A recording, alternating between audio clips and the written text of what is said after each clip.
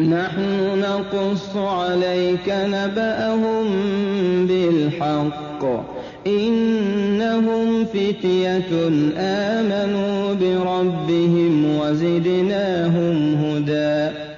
نحن نقص عليك نبأهم بالحق.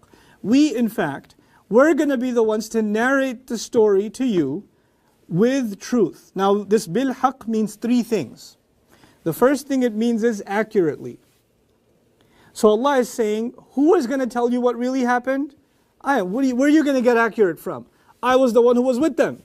I was the one who was there. I was the one they called on. I was the one who protected them. So who has a right to tell the story accurately? I do. I'm going to have the accurate version, not you. Bilhaq also means purposefully. So another translation of نَحْنُ نَقُصُّ عَلَيْكَ نَبَأَهُمْ بِالْحَقِّ is, we're going to be the ones to tell you the narrative, the story about them with purpose. Purposefully. In other words, the people that told the story turned them into saints, which was the exact opposite of the purpose for which they were raised. They were supposed to reinforce your belief in Judgment Day, so you are personally responsible to Allah, and people turned them into saints so they can get all of their problems solved and they don't have to do anything, they don't have to be responsible. They reverse engineered the entire story. They forgot the purpose. And finally, bilhaq also means rightfully. Rightfully.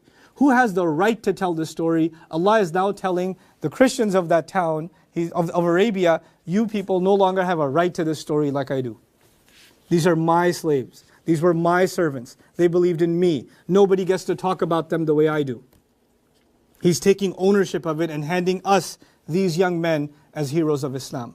Think about this. This is really profound. To me, this is incredibly profound. These young men, we would have never known about them. If Allah did not mention them in the Quran, we would never ever have known about these people. Okay? There would have been just some more saints that the Catholics believe in or the Christians believe in. Of the hundreds of saints they already have. We would not have known their names.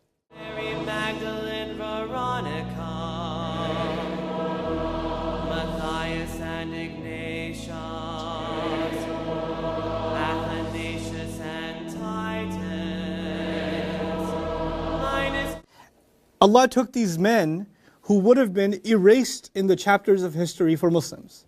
Nobody would have known Muslims. You know, there are people who are Muslims somewhere in some remote place and they die and nobody knows that they were Muslim. They're not mentioned in any books. There's no tomb. There's nothing. There's nobody making dua for them. And Allah took these men who would have been erased from the record of history as Muslims, and Allah brought them out and He cleaned up their reputation that was tarnished, and He turned them into heroes for this ummah. And Allah has glorified them to this point, subhanAllah. Turning them into heroes, mentioned in the final word of Allah. How would these young men have known? Sitting in a cave, yo man, what we gonna eat, bro?